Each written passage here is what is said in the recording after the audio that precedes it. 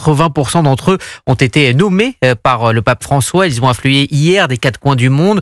Ce sont eux qui ont fixé l'heure et la date des obsèques du pape. Ils vont désormais préparer le conclave et apprendre à se connaître. Louis Salé, vous êtes l'envoyé spécial d'Europe 1 à Rome. Les cardinaux ont pris possession de leur chambre dans la résidence Sainte-Marthe. Ils y resteront tout au long de cette séquence. Une séquence qui devrait aboutir à la nomination d'un nouveau pape.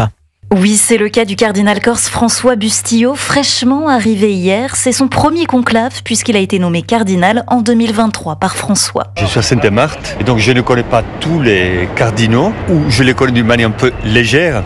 Donc là, on va avoir la possibilité de parler, de dire notre vision de l'Église. On va s'écouter, on va se connaître, on va discerner et à la fin, on va décider. Mais ces réunions quasi quotidiennes sur l'avenir de l'Église, appelées congrégation générale dans la résidence Sainte-Marthe, ne sont pas les seuls moments pour échanger. Michel Kubler, prêtre assomptionniste et vaticaniste, connaît bien les habitudes des cardinaux. On est ici à 2 pas du Vatican, dans le quartier qu'on appelle le Borgo.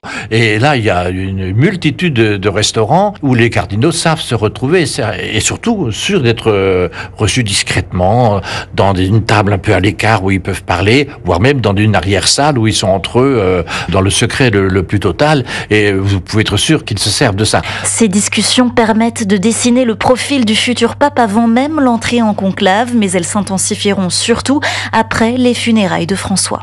Louis Salé depuis Rome pour Europe 1. Les cardinaux d'un côté.